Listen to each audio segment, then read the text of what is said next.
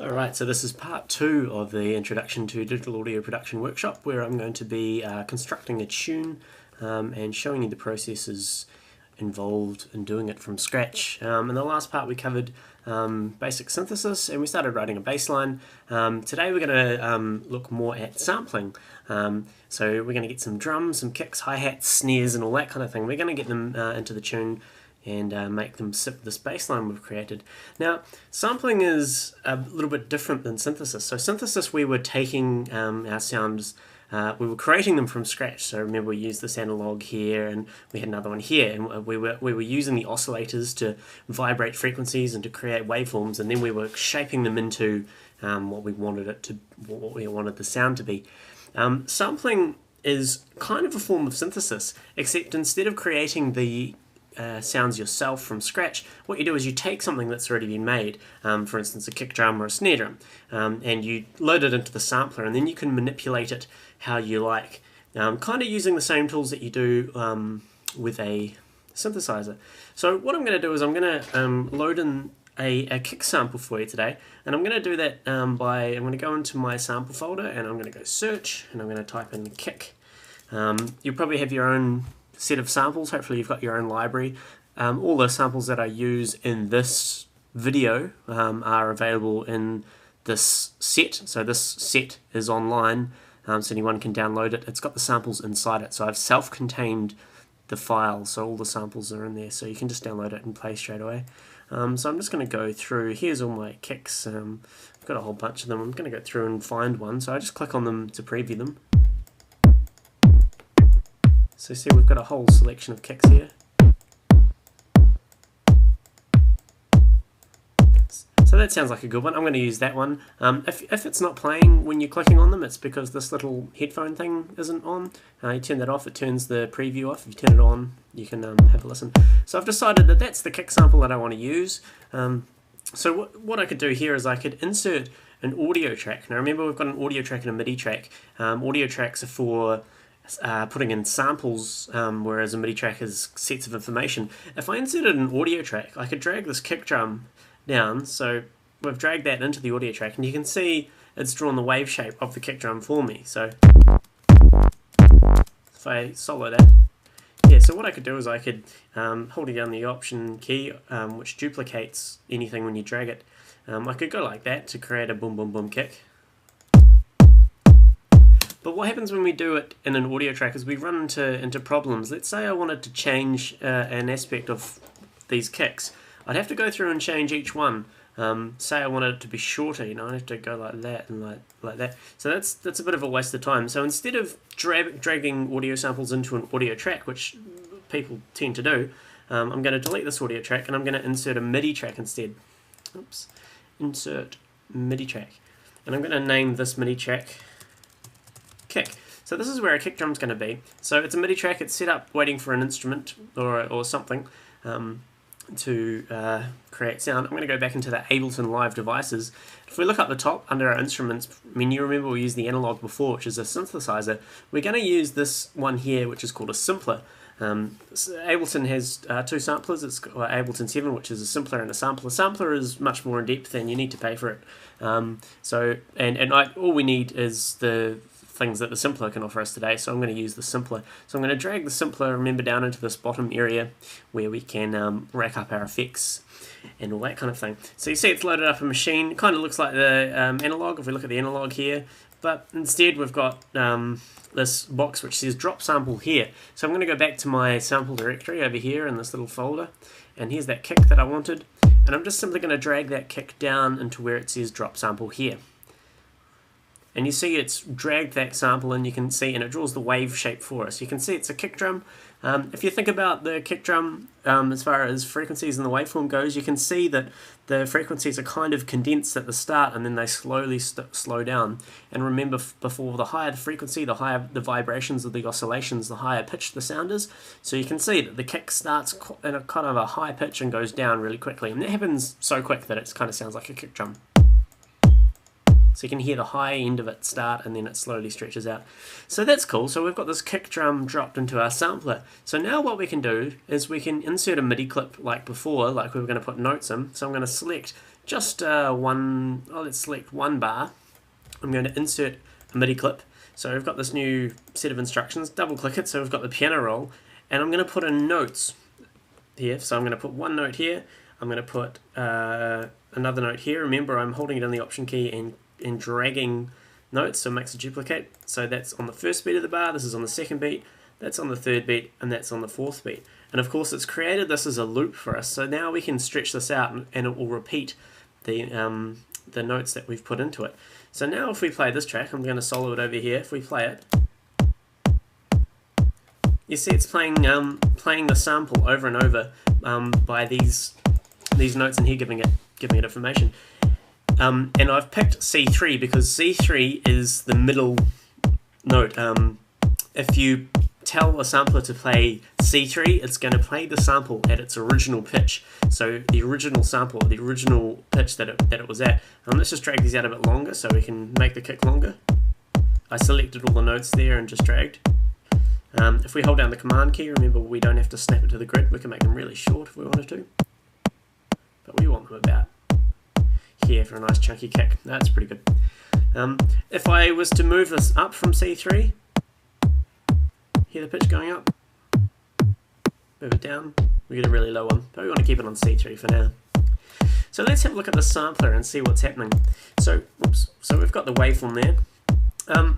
This area here allows us to change when we want the sample to start. So if we move this knob, see the sample's now starting from this part, which is a wee way already into the kick. Here you go, half. Now we're just getting the sub end of the kick. Drag it back, and of course there's a length as well.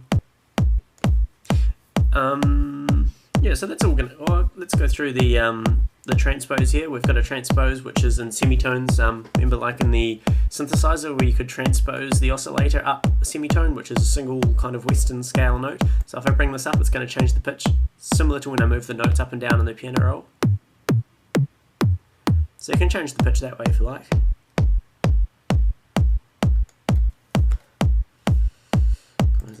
And we've got a pan if we want to go from the left to the right. And you've also got a volume here if you want to raise the volume. We'll raise the volume a wee bit because if you look over here on the levels, you see it's not going up too far. We'll get it just below 0 dB. There you go. So that's pretty good. So there's my kick. I'm just going to leave that there. That sounds pretty good. Let's bring in the bass line that we created before. So I'm going to turn the solo off.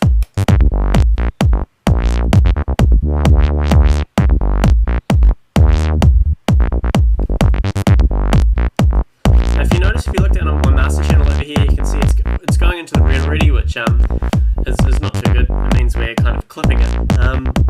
So I mean, there's various ways you could fix that. We could bring all the levels of everything down. But for now, for this example, what I'm going to do is I'm going to load in a preset of an Ableton compressor, which is going to limit it. So if I go into the compressor under the audio effects and we open up the compressor 2, you see these are our presets for the compressor 2. And I'm going to load this limiter one in. And you'll notice now everything's now in the green. So what this is doing is it's taking the input from everything is getting fed to the master, and then this compressor is compressing everything, so everything is always going to be in the green. It's a little bit of a sloppy way to do things, but for this example, I think it's perfectly fine. I do it quite a lot, and a lot of the time I find that my overall mix actually sounds okay with this, so I kind of leave it as it is. Audio purists will tell me off for doing that, but works for me. Cool, so we've got this kick, we've got the sub bass, and we've got the high end of the bass. Now one thing we want to watch here is we've got a kick drum, which is a very low sound. So remember, the frequencies, the hertz are very, very low. The oscillation is very low. We've also got a sub bass, which also has very, very, very low sound. So what's going to happen is these two things are going to clash together because the frequencies down in the low end, they tend to fight with each other if they get too much information. A good way to think about this is let's say you've got the speaker cone and the speaker cone's vibrating at a very low frequency. So it's vibrating at the frequency of the notes of the sub bass.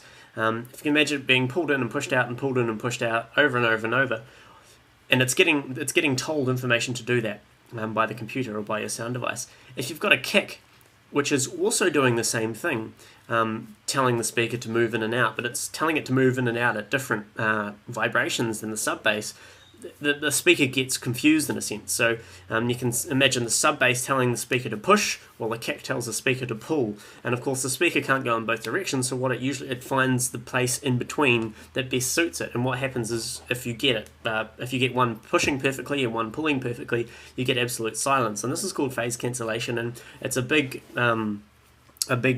topic of era when people were starting out writing new music, because you want your kick and your bass to be punchy and really powerful, but if they're both trying to fight for those low end frequencies, then it's going to sound dull and muddy and make the mix sound bad from the start.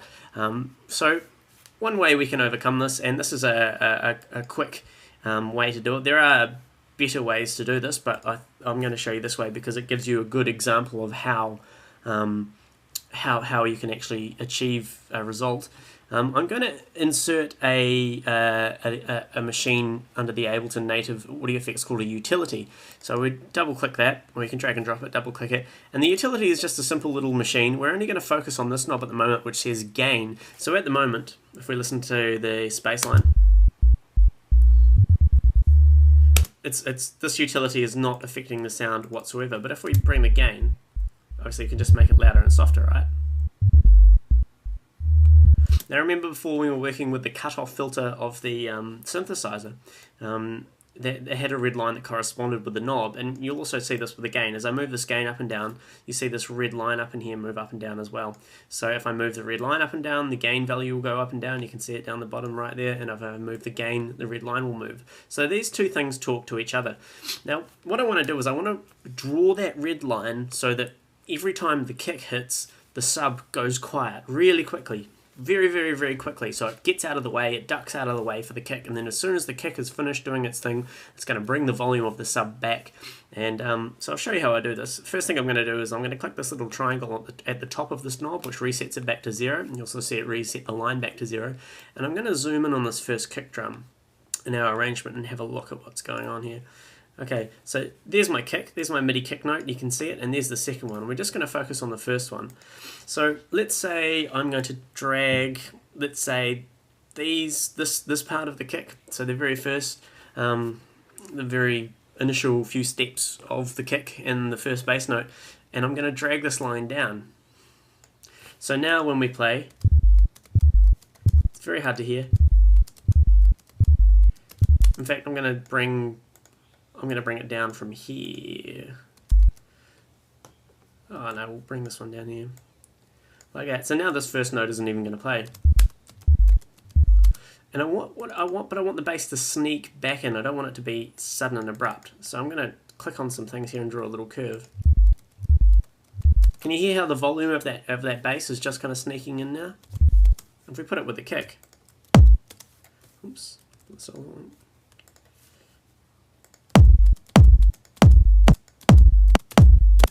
You can't really hear it, but it is getting rid of that sub now for our kick, so our kick is going to be a lot more punchy and powerful.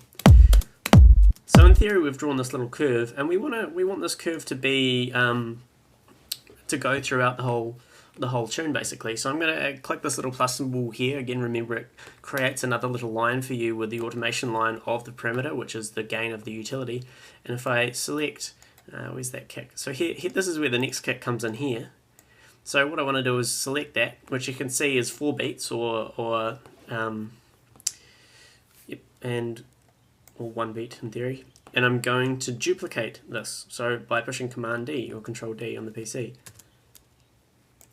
And see, it's duplicated that curve for us. So if I do it again, it'll do it over the next kick. And because I've got this amount of time selected, it's going to duplicate exactly that amount of time. Boom. We'll do it all the way through. So now every time the kick hits, the sub bass is going to duck. So if I'll just turn the solo off on the kick so we can just hear the sub bass and never listen. Doesn't sound very good on its own, but let's put the kick in.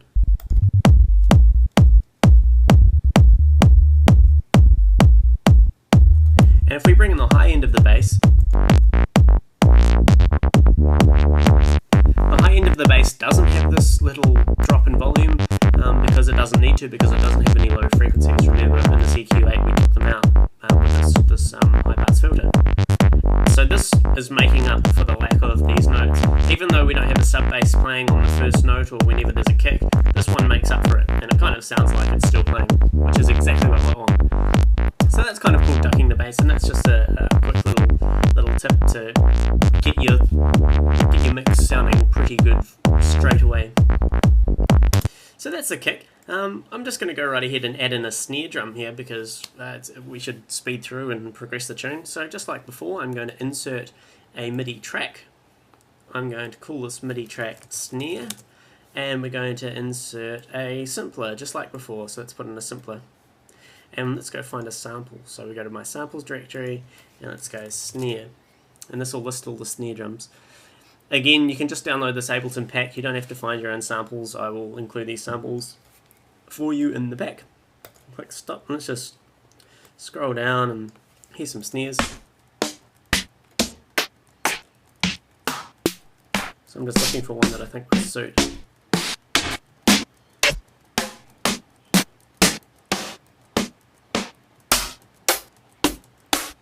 I can be very picky sometimes. That's quite a cool one. Alright, so I'm going to drag that down to where it says drop sample here into the simpler. So see, we've got the waveform of the snare. See, it's a lot more complex than a kick because it's up quite high, so there's a lot more vibrations going on. And if I select a bar and insert a MIDI clip into this MIDI track, and we open it up, and let's put a snare, remember C3 for the correct pitch. I'm going to put it on the second beat, and holding down the Option key, drag it the fourth beat of every bar. So that's kind of on the off beat, so you get that kind of sound. Let's just solo these so you can hear it. And remember, this creates a loop for us so we can drag it out like this. So let's open up the snare and have a look at what's going on. So it's not loud enough for my liking at the moment, so I'm going to bring the volume up a bit.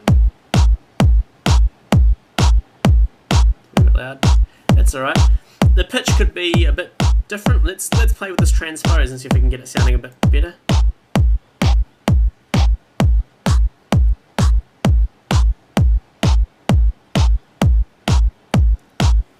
That's alright. One thing I would like this sample to do is to play for a longer time. It's sounding like the sample is being cut. So let's open up this and drag it out a bit, see what happens.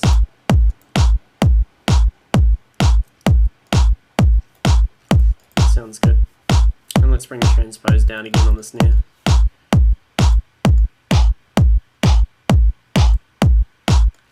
I don't think that snare is very punchy, so I'm going to go and have a look for another one.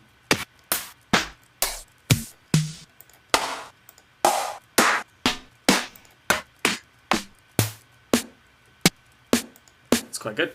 So I'm just going to drag this down and replace the old one.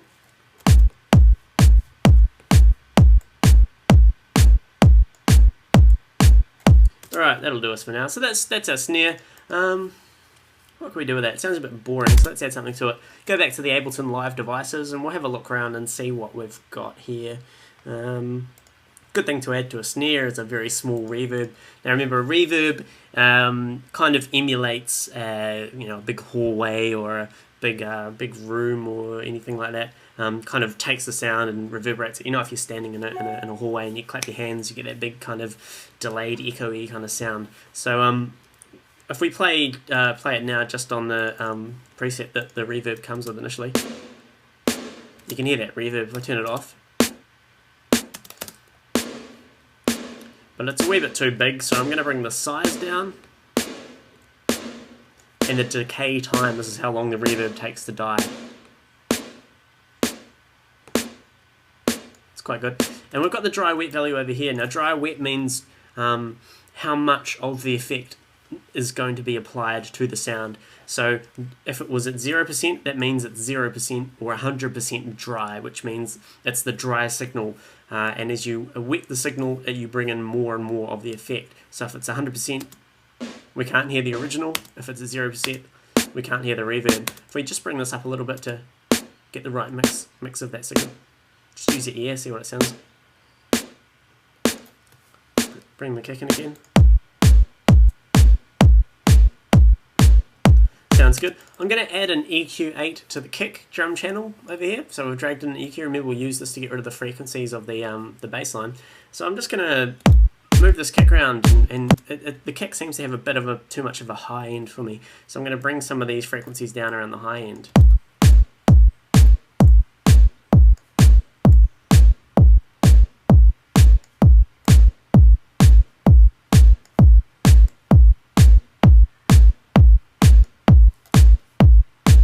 That sounds good.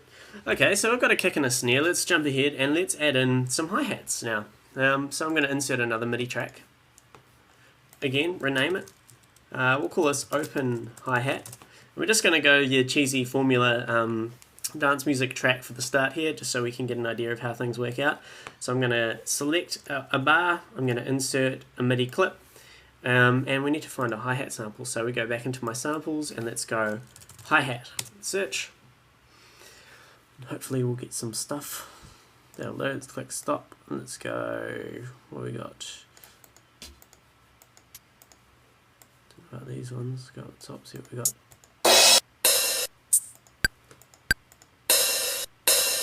That could work. It's quite long, but we can change that. So on this open hi-hat channel, remember, go into the Ableton Live devices. We're going to insert a simpler here. Actually, no, let's not use a simpler for this one. Let's use another kind of sampler. Let's use the impulse. This is another one that comes free with Ableton. If we drag this down into here, you see it's a sampler like before, but instead of having just one slot, we have 8 slots, which means we can load in 8 separate samples into this if we want to. Just for now, we're just going to use the single sample. So I'm going to drag this hi-hat down into the first slot, slot 1. You see it's loaded up the sample for us here. It doesn't display the waveform, but it displays the name of the sample. So we can... Oh, I have to solo the track first. We can click this little play here. That's great. So now if we open up this MIDI clip, you see the piano roll has been replaced with 8 slots. It's because Ableton knows that we've got an impulse loaded, and an impulse only has 8 options. So therefore it's turned this into 8 options instead of a piano roll, which is quite handy for us. So let's say we'll put an open hi-hat on the offbeat of every beat. So on the 1.1.3, 1.2.3, 1.3.3, and 1.4.3. And again, we drag this out. Let's have a listen.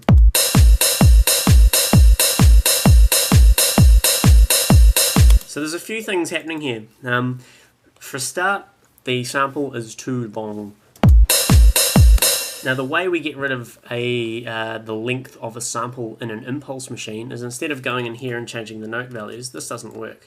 See, it just stays the same regardless of what we do. What we can do is we can go into the actual impulse, the actual sampler, and we can select the sample by clicking on it, and then you see over here we've got this value called decay. Now decay means how long this thing is going to last for, how long it's going to take to die, and you see it's on 2 seconds. So if we bring the decay down, it's going to shorten the sample for us.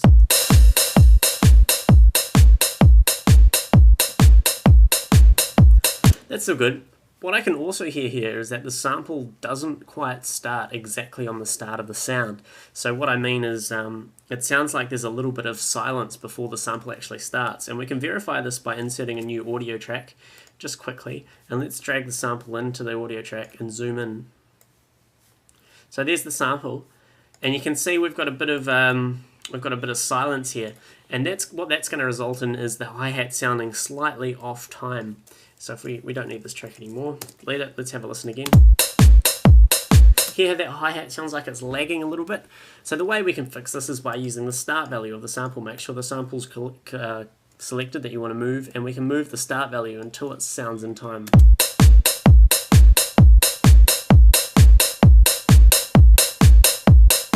So about there. So we, in theory, have gotten rid of 34.9 milliseconds off the start of the sample, which is about how many milliseconds we needed to get rid of that silence. I'm going to shorten it a little bit more.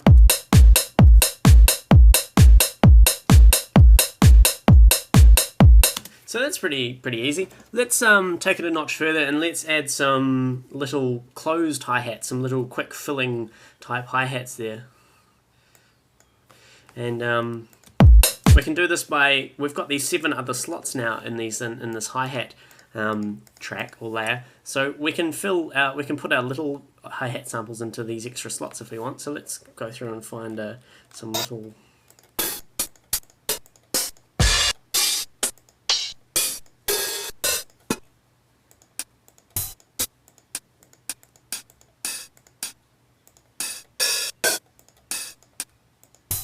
Let's use that one. That's just a really short one. So I've loaded that into slot 2. So now if we open up this MIDI clip, you'll see now that slot 2 now has been replaced by the name of that new sample that we've loaded into. So what we could do is we could add in notes here. So I'm going to pick that one, make it a bit shorter just so it fits. And I'm going to Command or Control D this across. So now we've got that new hi-hat sample playing on every 16th note, which will create a very fast sounding. It sounds very computer sounding, not very groovy. It sounds pretty shit actually. So what we can do to make this sound a little bit more human. There's a few tricks I can show you here. The first one is using simply the volume. Now people always underestimate the power of volume when they're doing this kind of work. If we were to take some of these samples, let's say the second one and the third one and the fifth one or whatever, and we change the volume of that individual hit, it's going to sound a little bit more human. And we can do this by, if we have the sample selected, see we've got this little kind of line with a circle at the top of it. This is the volume of the sample. So if we bring the volume of the sample down like this, so that's going to play about half the speed. See how it also fades the note out for you so you know. So I'm just going to go through and change the volume of a whole bunch of these. So let's just for now go every second one, let's just bring it down. See what that sounds like.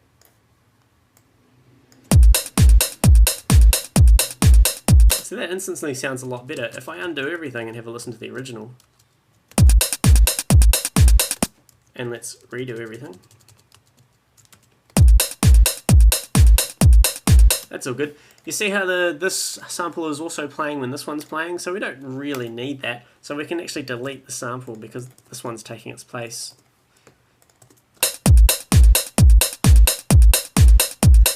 Now here's another little trick to get everything sounding a bit more natural. This is a function which most sequencers have. It's called groove or swing or shuffle if you want. What it does is, in theory, it takes each one of these second notes and it moves it slightly to the right. I'll do this for you manually just to give you an idea. So what I'm doing is holding down the shift key and picking every second note. And I'm going to turn the grid off by right clicking and choosing off. So here is where we can choose the size of the grid. I want it to be off because I want to move these notes which I've selected to the right just a little bit. I'm going to do that by nudging the arrow key across a wee bit. So I pushed it 4 times. So now if we turn the grid back on, you see how they're slightly actually off the grid, off the beat, and this gives a kind of a. I'll do it a bit more.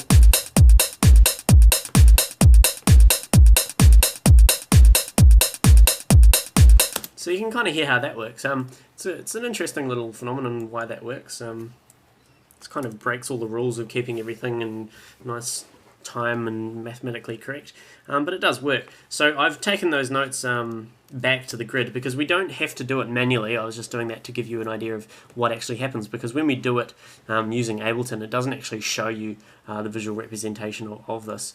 So what I'm going to do is, if we look up here in this menu around here, we've got this box which at the moment it says 0. This is the amount of groove or shuffle that you want to apply to your tune. So as we drag this up and down, it's going to apply much more groove. So at the moment it's very straight. I'm just going to highlight the hi-hat for you. And let's move this up and have a listen.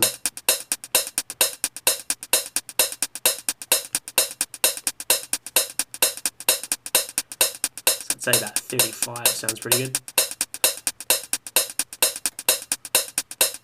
Bit funky, eh? Let's bring the snare in. And bring the bass line in.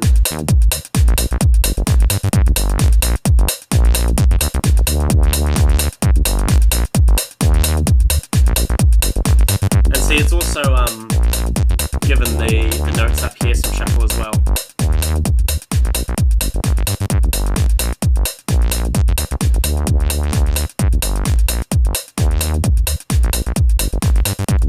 So at this stage, we're starting to get a tune shaped. We're working on a loop of our song. And now's the time to start kind of changing things to your liking and going on a path. There's a few things that I can hear when I play this that I'm not too fond of already. For the starters, that open hi-hat, this one here. So remember, we've opened up the hi-hat layer and we've clicked on this impulse. So let's just muck around with this hi-hat for a bit and see what we can change to make it sound a bit better. I'm going to bring the decay back a bit.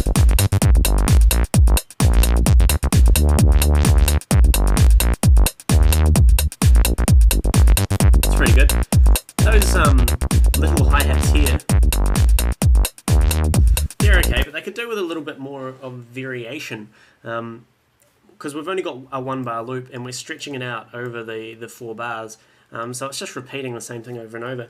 What we can do is you see how it's got this little point here to show that it's a loop, this little indent here.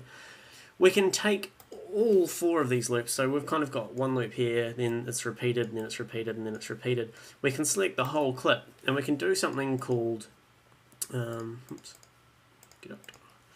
consolidate. Now, consolidate takes everything you've got selected and squishes it all down into one new big loop. So if I go consolidate, this used to be 4 1-bar loops, now it's 1 4-bar loop. And we look in here, you see we've got, there's our first bar, there's our second bar, there's our third bar, and there's our 4th bar. So now we can go through and make little changes. For example, let's say at the end of the 4th bar phrase, I want to have a little roll with those hi-hats. So we could get rid of, let's make the grid 1/32, so it's very, very little. I'm going to take this note and duplicate it 4 times. So now I've got a roll. I'm going to change the volume of these just so it kind of sweeps up a little bit, so the volume comes in.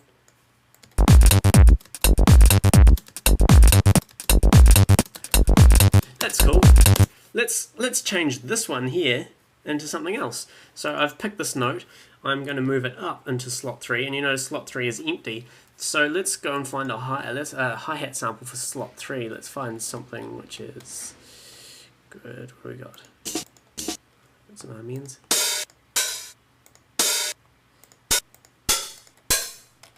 Not too good.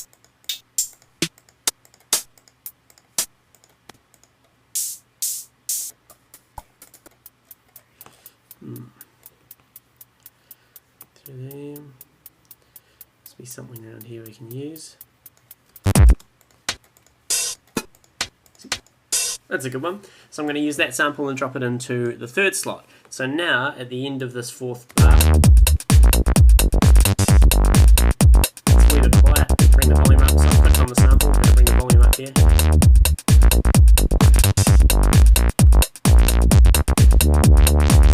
So good. Let's go on the open hi-hats. Let's change some of these velocities on the notes. So I'm just moving these around a bit, and give them a bit more of a human feeling.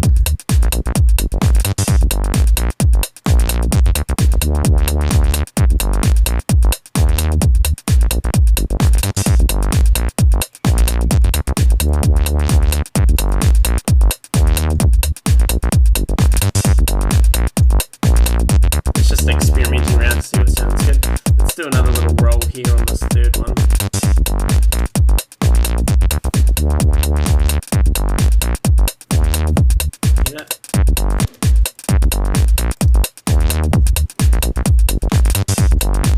Still don't like that snare drum, it's not very powerful, so I'm going to find another snare. I think this is the point where I'm going to start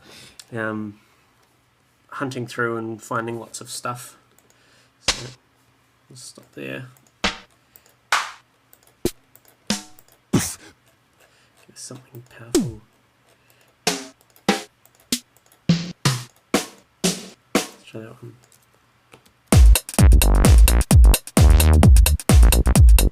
Cool. Now one thing I don't like is I don't like this bass line very much. It's not very energetic and the melody is a wee bit too over the top for me. So I'm going to turn the sub bass off here. So I've unsoloed the sub bass. Actually, let's just solo this bass and have a listen. I'm going to open this up and let's change some notes around. Let's bring this one down to the bottom G. If it was the octave above.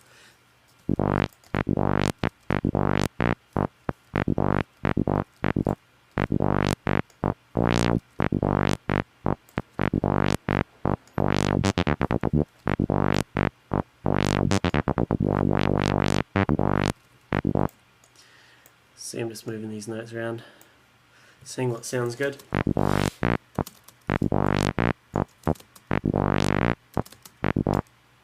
Let's make these lots of short little notes.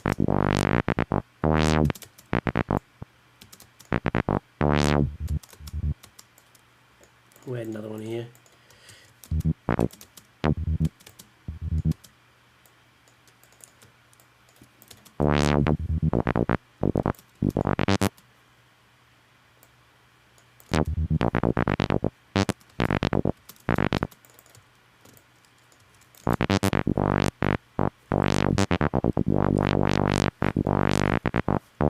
Now if I select this modified clip that I've worked with, hold down the Option key and drag this down into the sub bass is going to duplicate that now as well, because remember the sub bass I wasn't modifying, so now I've got a duplicate of each of those. So let's put the sub back in and see what it sounds like.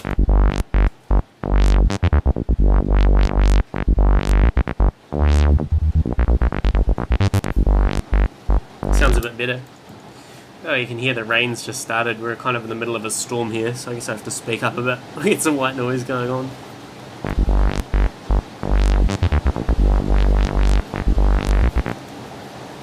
Alright, so another thing about this high bass part is it's sounding a wee bit, I know, wet if you want. There's too much resonance for me.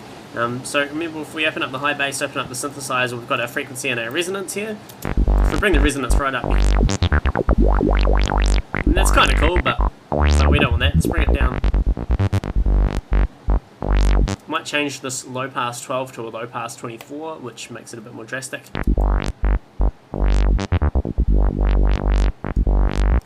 Let's change the wave shape of the oscillator. Let's change it to a square wave, see what it sounds like.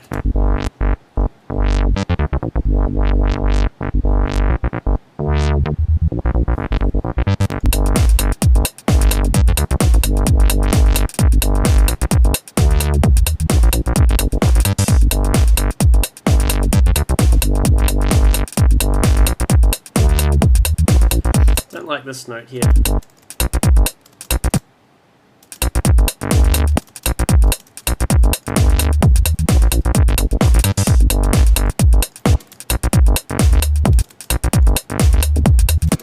Remember, we have to take this after we've modified it down to the sub bass, just so it follows along with it.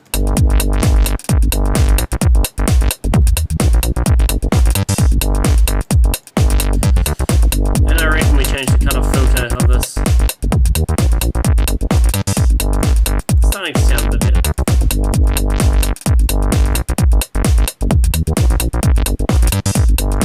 Up a wee bit. And we can select this and we can duplicate it. I wonder what would happen if we took this. That's quite a nice little cutoff filter bit there. So what I'm going to do is I'm going to take those four cutoff filter envelopes that I've done, and I'm going to copy them. And let's paste it at the start and all the way through just to see what it sounds like. So there, and now if I push Command or Control D, it'll duplicate that.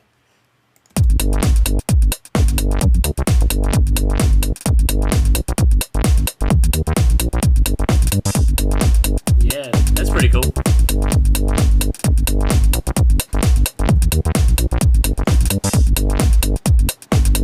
Just going to open up this open hi-hat thing. I'm going to solo these fast hi-hats. I don't want them, so I'm going to mute them. Do that by clicking on this little top left corner of the sample. See, it turns the mute on and off. Or you can click down here on the M, which stands for mute.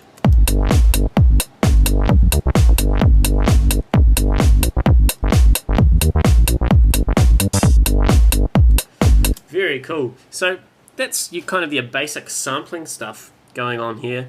There's a few more things we can add in there.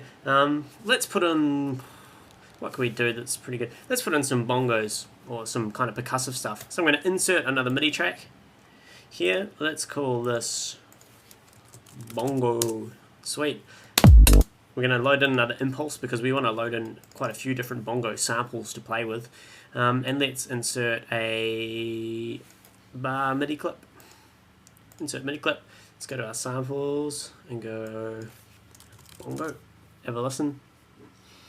Of course, you can use any sound you want in the sampler. You don't have to use drums or bongos, but we're going to keep it kind of standard formula here, just so we can get an idea. It's quite cool. So there's my first one, second, third, fourth, fifth, sixth, 7. Let's get a real snappy one.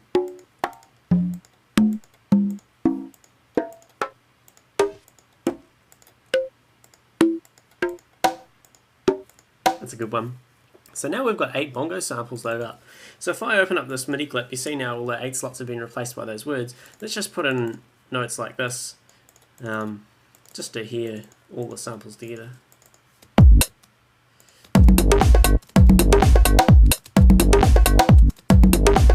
That actually sounds quite cool, don't you think? I'm going to change the velocity of some of them. The thing for the hi-hats works with the samples as well.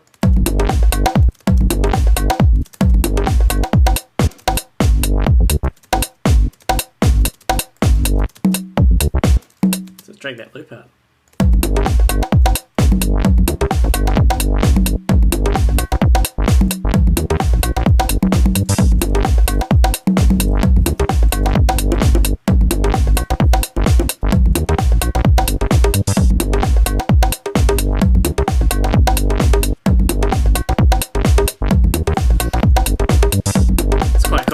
Select this clip and consolidate it like before.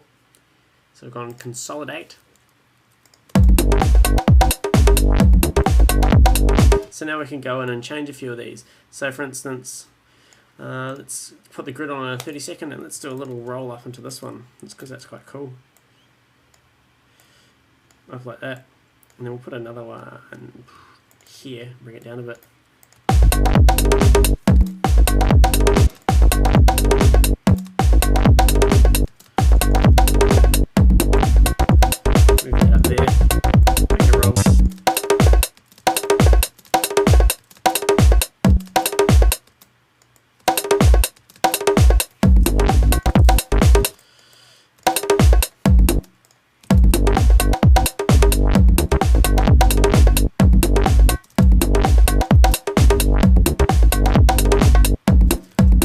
Quite cool. Another little trick that I figured out with bongos is if you turn the grid off and you put 2 bongos at exactly the same time, but you put one slightly out of shift with the other one, it kind of sounds like a little bit of a flam, like a...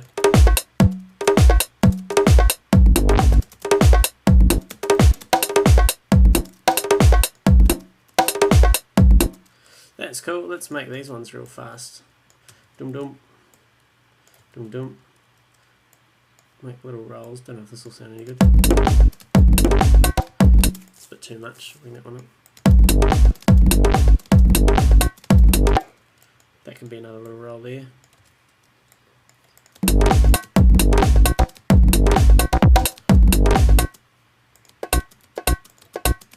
Let's put another little flam on that one. Go off.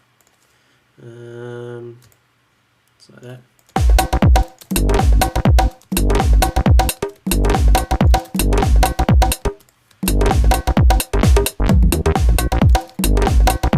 Let's try something out of it. Let's take these 5 notes and duplicate them across like that. Don't know if it sounds any good.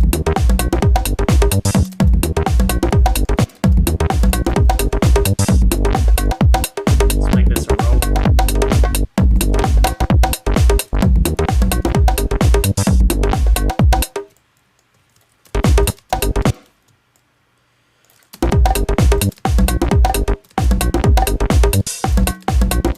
We'll put a little roll at the end here. Start it very quiet and bring it up slowly.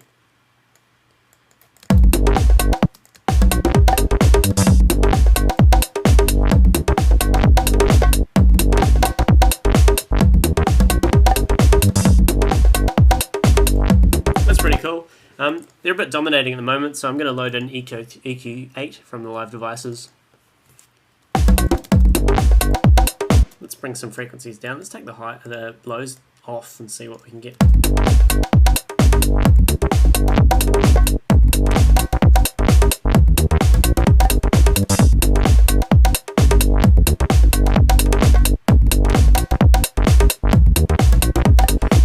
do something like, let's add a ping-pong delay, nice standard delay. Now a delay takes the sound that it's being fed and then duplicates it for you, kind of like an echo, so it does it over and over. So if I just play this quickly,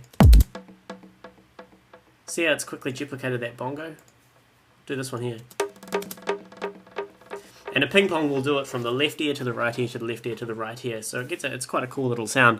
The parameters of the delay we can change is the feedback, which is how much of a delay it has. If it's on 0, it's only going to do it once. If we bring the feedback right up, so it gets very hectic. If I stop it, you can hear the delay will keep going. We've got a dry-wet value. Before we came into this defines how much of the delay there is. So if we bring the dry-wet value down quite low, so now the delay is quite quiet, but the main bongos are quite loud. There's other things we can change here. We could change which is the delay time on how it is actually synced to the beat. So it's on a third at the moment. If we go down to second, it's quite cool. It's on 1. Kind of gives it a very short delay. Let's keep it on 3 for now. I'm going to put the feedback right up for a second, show you something. If we bring the dry wet up, so now that's delaying for us. This part here, we've got a little bandpass cutoff filter. So remember we talked about cutoff filters before. This one's a bandpass, and this defines what frequencies the delay is allowed to let through. So we can bring this. If we bring this up, then the delay is going to be in the high end. Here it's just the high end of the delay. If we bring it down, it's going to be the low. But let's keep it. Let's go about. I liked it when it was on 2. With a short feedback.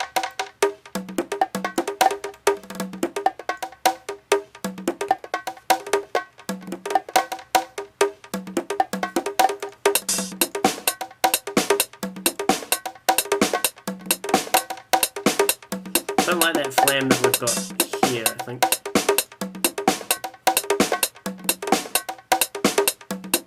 I'll add one more here.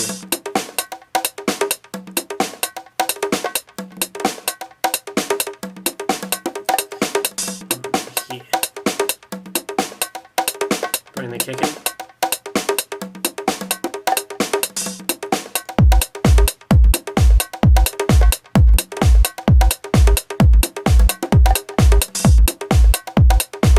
Sounds pretty good, eh? Bring everything and have a listen.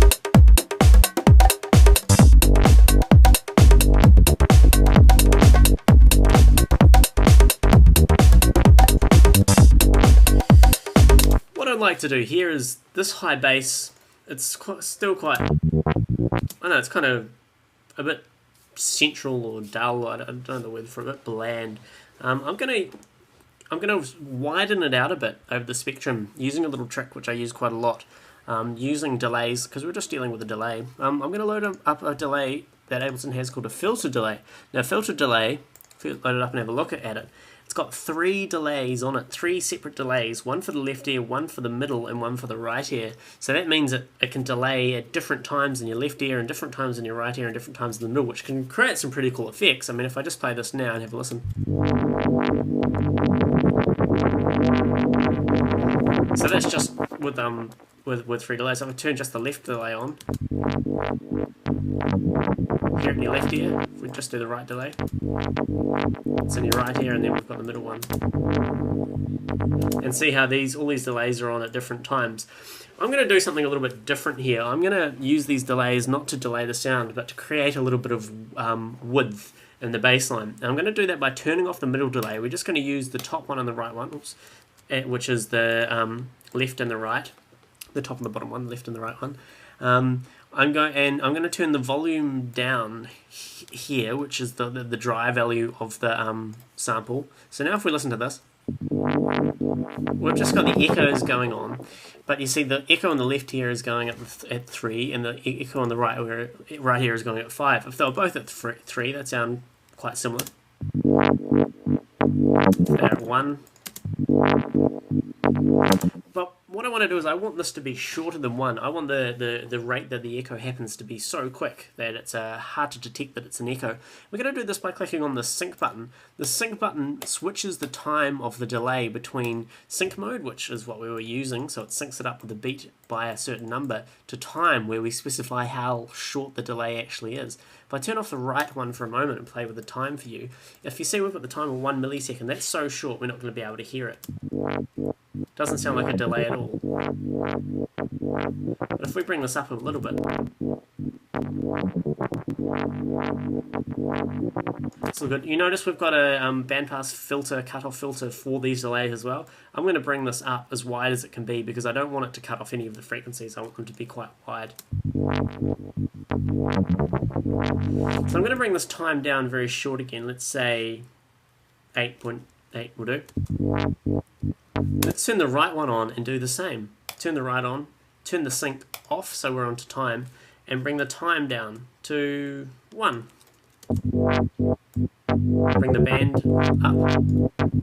Now you see what's happening. The left ear is playing the sound with a delay of 8 milliseconds. The right ear is playing the delay with a sound of 1 millisecond. So it instantly splits the sound into the left and right ear and delays it a bit. So you get that really widened sound. Turn the filter delay off. It's right in the middle, quite dull. Turn it on.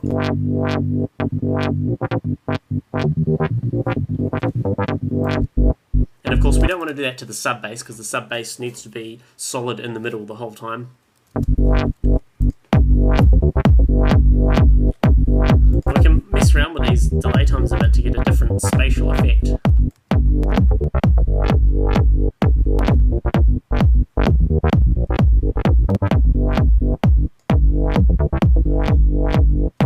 So I like that. I think that's pretty cool.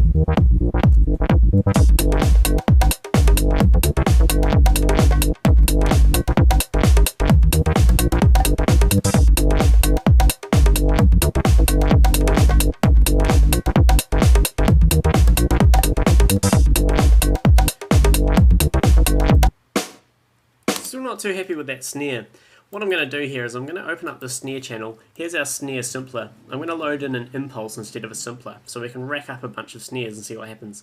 So here's an impulse. So we've just deleted that sampler with a snare. We don't want that anymore. Let's go snare again. Push enter. Let it search for some snares. That'll do us. What are these first ones? They're not very good. Not a real snappy one. Pretty over.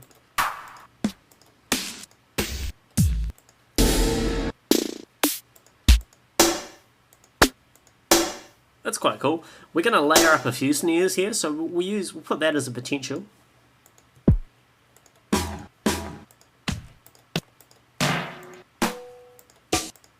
It's my main snares again.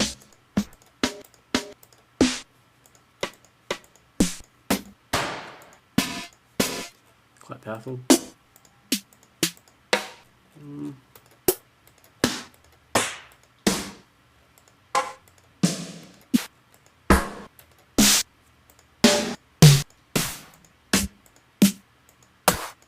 Here's some good ones. That's a good one.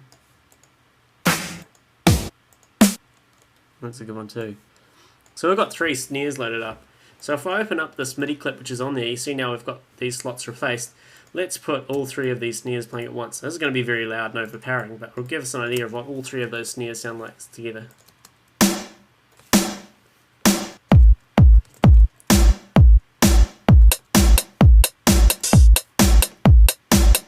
Let's mute that one.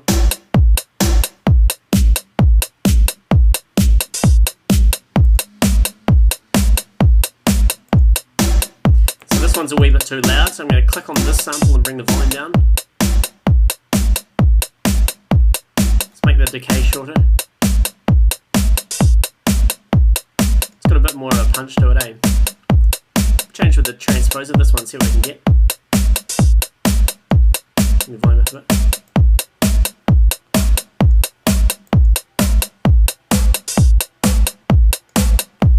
Cool, I'm happy with that. Layering snares. So let's listen to it as a whole. And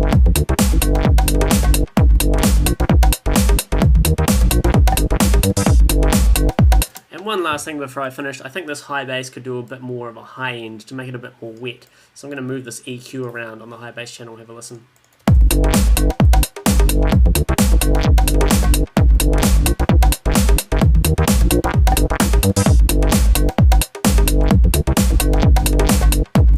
Hear a bit.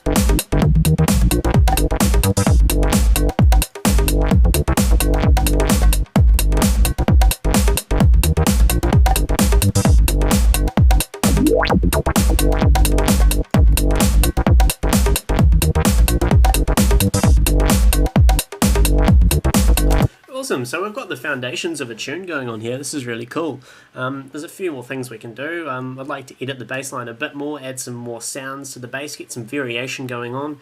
We could add in some more percussive type stuff, some strange little glitchy sounds. Then we could start focusing on bringing in a melody, perhaps some kind of synth line and that kind of thing. Yeah, so that's what I'll get into the next part.